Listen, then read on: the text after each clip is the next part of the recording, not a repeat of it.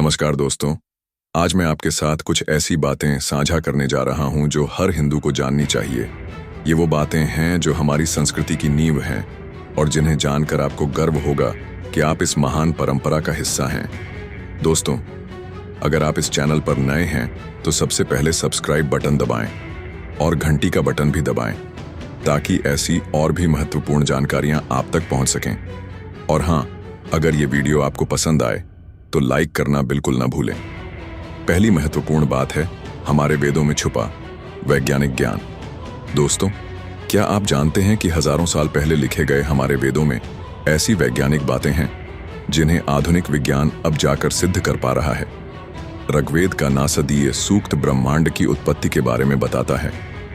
इसमें कहा गया है, नासदासीनो सदासित्तदानी नासीद्रजोनो व्योमा परो यथ। इसका अर्थ है कि शुरुआत में न तो सत्य था, न असत, न आकाश था, न पृथ्वी, सब कुछ शून्य था। ये बिल्कुल वैसा ही है जैसा आधुनिक विज्ञान की बिग बैंग थ्योरी बताती है। हमारे ऋषियों ने गुरुत्वाकर्षण के सिद्धांत को भी समझा था। भास्कराचार्य ने अपनी पुस्तक सिद्धांत शिरोमणि में लिखा है, आकृष्ट शक्तिश्च मही तया यत् खस्थम गुरुम स्वाभिमुखम स्वशक्त्या आकृष्यते तत्पततीव भाति समय समन्तात क्व पतत्वियम खे। इसका मतलब है कि पृथ्वी में एक आकर्षण शक्ति है जिससे वह सभी वस्तुओं को अपनी ओर खींचती है। यह न्यूटन से सैकड़ों साल पहले की बात है। वेदों में सूर्य के बारे में कहा गया है, सूर्य आत्मा जगतस्तस्थु शश्च, यानी सूर्य संसार की आत्मा है। चर और अचर सभी का जीवन सूर्य पर निर्भर है। आज विज्ञान भी यही कहता है कि सूर्य के बिना पृथ्वी पर जीवन संभव नहीं है। प्रकाश संश्लेषण की प्रक्रिया सूर्य के प्रकाश से ही होती है, जिससे पेड़ पौधे भोजन बनाते हैं और ऑक्सीजन छोड़ते हैं। अथर्ववेद में पृथ्वी के गोल होने का संकेत मिलता है। इसमें कहा गया है, पृथिव्या अंतरिक्षम दिवम च सर्वा दिशश्च आतत, यानी पृथ्वी, अंतरिक्ष और आकाश सभी दिशाओं में फैले हुए हैं। यह तभी संभव है जब पृथ्वी गोल हो। आर्यभट्ट ने भी कहा था, गोला पृथिव्या, यानी पृथ्वी गोल है। हमारे शास्त्रों में समय की गणना भी अद्भुत है। एक कल्प की अवधि 4.32 अरब वर्ष बताई गई है, जो आश्चर्यजनक रूप से पृथ्वी की वर्तमान आयु के करीब है। विष्णु पुराण में लिखा है, कालः पचति भूतानि कालः संहर्ते प्रजा कालः सुप्तेषु जागर्ति कालो हि दुर्तिक्रमः। समय सब कुछ नष्ट कर देता है। समय ही सृष्टि करता है और संहार करता है। समय सबसे शक्तिशाली है। योग और ध्यान की वैज्ञानिकता भी हमारे ऋषियों की देन है। पतंजलि के योग सूत्र में कहा गया है, योगश्चित्त वृत्ति निरोधा, योग चित्त की वृत्तियों का निरोध है। आज न्यूरोसाइंस भी मानता है कि ध्यान से मस्तिष्क में सकारात्मक बदलाव आते हैं, तनाव कम होता है और एकाग्रता बढ़ती है। दोस्तों, अगर ये जानकारी आपको अच्छी लग रही है तो कमेंट में जरूर बताएं कि आपको कौन सी बात सबसे रोचक लगी, और इस वीडियो को अपने दोस्तों और परिवार के साथ शेयर करना न भूलें ताकि वे भी अपनी संस्कृति की महानता को जान सकें। अब आते हैं दूसरी महत्वपूर्ण बात पर, जो है हमारी संस्कृत भाषा की वैज्ञानिकता और उसका महत्व। दोस्तों, संस्कृत को देव भाषा कहा जाता है और इसके पीछे ठोस वैज्ञानिक कारण हैं। नासा के वैज्ञानिक रिक रिग्स ने 1985 में कहा था कि संस्कृत कंप्यूटर प्रोग्रामिंग के लिए सबसे उपयुक्त भाषा है क्योंकि इसकी व्याकरण पूर्णतः वैज्ञानिक है। पाणिनि की अष्टाध्यायी दुनिया की पहली व्याकरण की पुस्तक है जिसमें केवल 4000 सूत्रों में पूरी भाषा की संरचना समझाई गई है। यह इतनी वैज्ञानिक है कि आधुनिक भाषा विज्ञान भी इससे प्रेरणा लेता है। संस्कृत में शब्दों की बनावट ऐसी है कि उनका अर्थ कभी नहीं बदलता, जबकि अन्य भाषाओं में समय के साथ शब्दों के अर्थ बदल जाते हैं। संस्कृत के मंत्रों का उच्चारण करने से शरीर में कंपन पैदा होते हैं जो स्वास्थ्य के लिए लाभकारी हैं। गायत्री मंत्र का जाप करने से मस्तिष्क के दोनों भाग सक्रिय होते हैं। एयूएम की ध्वनि से पूरे शरीर में सकारात्मक ऊर्जा का संचार होता है। यह केवल आस्था की बात नहीं बल्कि वैज्ञानिक तथ्य है। हमारे मंत्रों में छंद का विशेष महत्व है। गायत्री छंद में 24 अक्षर होते हैं, अनुष्टुप छंद में 32 अक्षर होते हैं। ये छंद इस प्रकार बनाए गए हैं कि इनके उच्चारण से एक विशेष लय बनती है जो मन को शांत करती है और एकाग्रता बढ़ाती है। संस्कृत में धातु से शब्द बनने की प्रक्रिया अद्भुत है। एक धातु से सैकड़ों शब्द बन सकते हैं और हर शब्द का अर्थ स्पष्ट होता है, जैसे गम, धातु से गमन, गतिगम्य, आगमन, निर्गमन, संगम जैसे अनेक शब्द बनते हैं। यह भाषा की वैज्ञानिकता का प्रमाण है। वेदों की अर्चाओं में स्वर का विशेष महत्व है। उदात्त, अनुदात्त और स्वरित, ये 3 स्वर हैं जिनसे मंत्रों का सही उच्चारण होता है। इन स्वरों से निकलने वाली ध्वनि तरंगें वातावरण को शुद्ध करती हैं। यही कारण है कि यज्ञ और हवन से वातावरण शुद्ध होता है। संस्कृत का एक और वैज्ञानिक पहलू है संधि का नियम। जब 2 शब्द मिलते हैं तो उनके अक्षरों में परिवर्तन होता है। यह परिवर्तन ध्वनि विज्ञान के नियमों के अनुसार होता है, जैसे राम प्लस अयन, रामायण। यहां अ प्लस अ आस आ हो जाता है। यह स्वर संधि का उदाहरण है। हमारे शास्त्रों में शब्द शक्ति की बात कही गई है। मंत्रों में शब्दों की एक विशेष शक्ति होती है जो साधक के मन और शरीर पर प्रभाव डालती है। यह केवल विश्वास की बात नहीं है, बल्कि ध्वनि तरंगों का वैज्ञानिक प्रभाव है।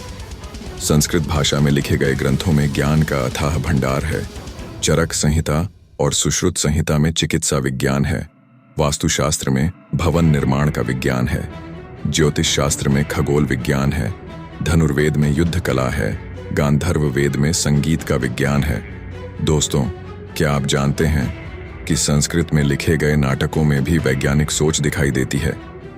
कालिदास के अभिज्ञान शाकुंतलम में दुष्यंत का अंगूठी देखकर शकुंतला को याद करना स्मृति विज्ञान का उदाहरण है। भास के स्वप्न वासवदत्ता में स्वप्न मनोविज्ञान का वर्णन है। अगर आपको ये जानकारी पसंद आ रही है तो लाइक बटन जरूर दबाएं और कमेंट में बताएं कि क्या आपने कभी संस्कृत सीखने की कोशिश की है या आप कोई संस्कृत श्लोक जानते हैं। अपने अनुभव साझा करें। तीसरी महत्वपूर्ण बात है हमारे 16 संस्कारों का वैज्ञानिक महत्व। दोस्तों, हिंदू धर्म में गर्भाधान से लेकर अंत्येष्टि तक 16 संस्कार बताए गए हैं। ये संस्कार केवल धार्मिक कर्मकांड नहीं हैं, बल्कि इनके पीछे गहरा वैज्ञानिक और मनोवैज्ञानिक आधार है। पहला संस्कार है गर्भाधान संस्कार। इसमें संतान की इच्छा रखने वाले दंपति शारीरिक और मानसिक रूप से तैयार होते हैं। आयुर्वेद के अनुसार माता पिता के स्वास्थ्य का सीधा प्रभाव संतान पर पड़ता है।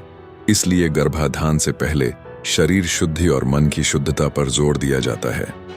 पुंसवन संस्कार गर्भ के 3रे महीने में किया जाता है। इस समय गर्भ में शिशु के अंगों का निर्माण होता है। इस संस्कार में विशेष मंत्रों का उच्चारण किया जाता है, जिससे माता को सकारात्मक ऊर्जा मिलती है और गर्भस्थ शिशु का विकास अच्छा होता है। सीमंतोन्नयन संस्कार गर्भ के 6ठे या 8वें महीने में किया जाता है। इस समय शिशु का मस्तिष्क विकसित हो रहा होता है। माता को अच्छे विचार, अच्छा संगीत और अच्छा वातावरण दिया जाता है, जिससे शिशु पर सकारात्मक प्रभाव पड़े। आधुनिक विज्ञान भी मानता है कि गर्भ में शिशु बाहरी आवाजों को सुन सकता है। जात कर्म संस्कार जन्म के तुरंत बाद किया जाता है। इसमें शिशु को शहद और घी चटाया जाता है। शहद में एंटीबैक्टीरियल गुण होते हैं और घी से ऊर्जा मिलती है। यह शिशु की रोग प्रतिरोधक क्षमता बढ़ाता है। नामकरण संस्कार में बच्चे का नाम रखा जाता है। नाम का चयन नक्षत्रों के आधार पर किया जाता है। माना जाता है कि नाम का प्रभाव व्यक्तित्व पर पड़ता है, इसलिए अर्थपूर्ण और सकारात्मक नाम रखने की परंपरा है। निष्क्रमण संस्कार में शिशु को पहली बार घर से बाहर सूर्य और चंद्रमा के दर्शन कराए जाते हैं। सूर्य का प्रकाश विटामिन डी देता है, जो हड्डियों के विकास के लिए जरूरी है। प्राकृतिक प्रकाश से शिशु की आंखों का विकास भी अच्छा होता है। अन्नप्राशन संस्कार 6 महीने की उम्र में किया जाता है, जब शिशु को पहली बार अन्न खिलाया जाता है। इस उम्र में शिशु का पाचन तंत्र ठोस आहार के लिए तैयार हो जाता है। माता के दूध के साथ अन्न से अतिरिक्त पोषण मिलता है। चूड़ा कर्म या मुंडन संस्कार में बच्चे के सिर के बाल पहली बार काटे जाते हैं। ये 1 से 3 साल की उम्र में किया जाता है। गर्भ से आए बाल कमजोर होते हैं। उन्हें काटने से नए मजबूत बाल आते हैं। सिर की सफाई से संक्रमण का खतरा भी कम होता है। कर्णवेद संस्कार में कान छेदे जाते हैं। आयुर्वेद के अनुसार कान के विशेष बिंदुओं पर दबाव से मस्तिष्क का विकास अच्छा होता है और स्मरण शक्ति बढ़ती है। एक्यूपंक्चर में भी कान के बिंदुओं का विशेष महत्व है। उपनयन संस्कार में बालक को गुरु के पास शिक्षा के लिए भेजा जाता है। यज्ञोपवीत धारण कराया जाता है, जो अनुशासन और जिम्मेदारी का प्रतीक है।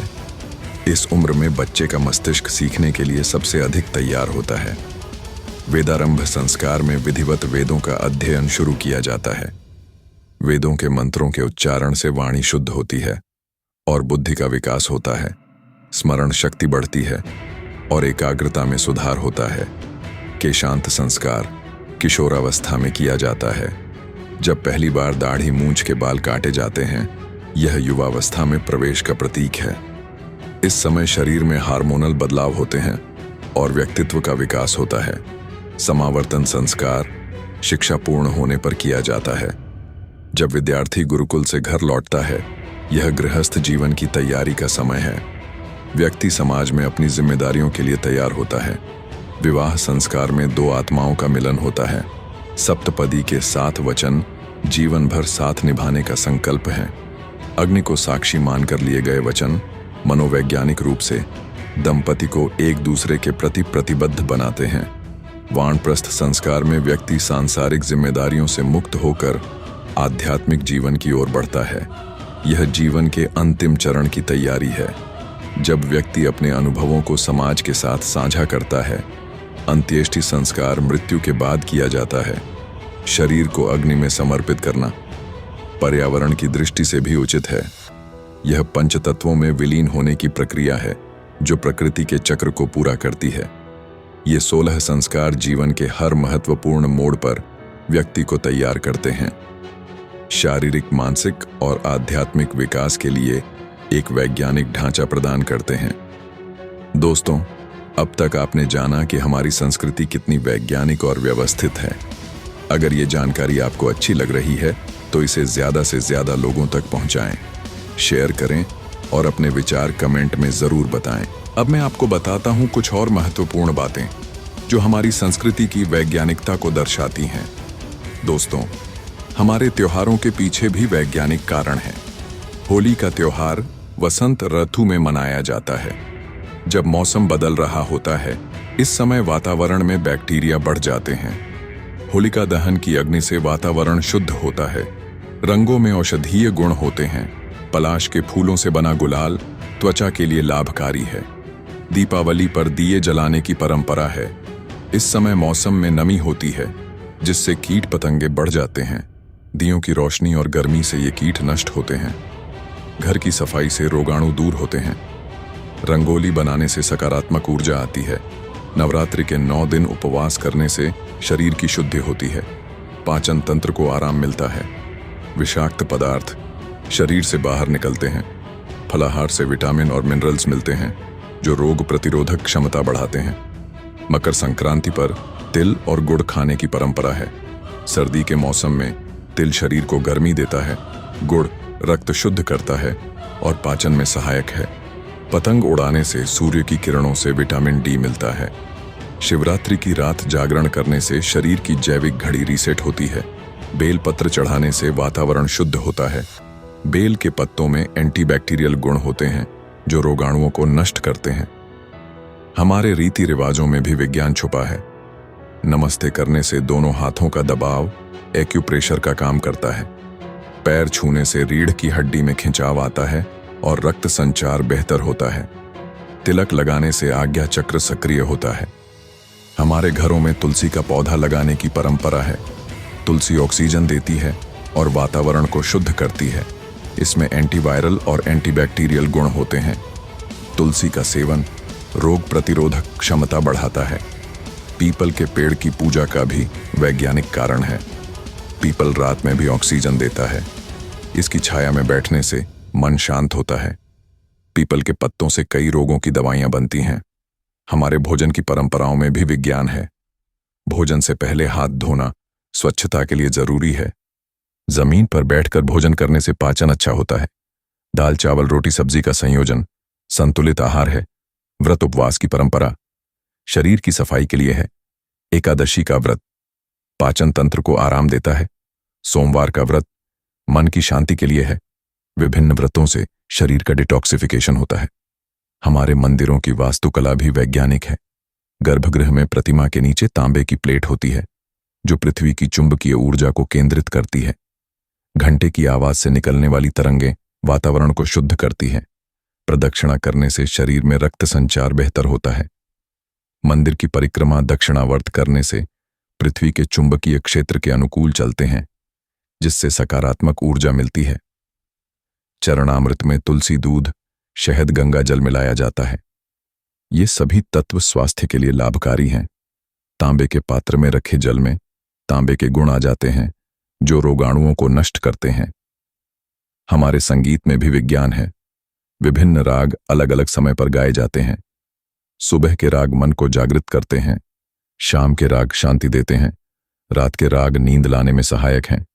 सूर्य नमस्कार योग का एक पूर्ण व्यायाम है। इसमें शरीर के सभी अंगों का व्यायाम होता है। सूर्य की किरणों से विटामिन डी मिलता है। 12 आसनों से शरीर लचीला और मजबूत बनता है।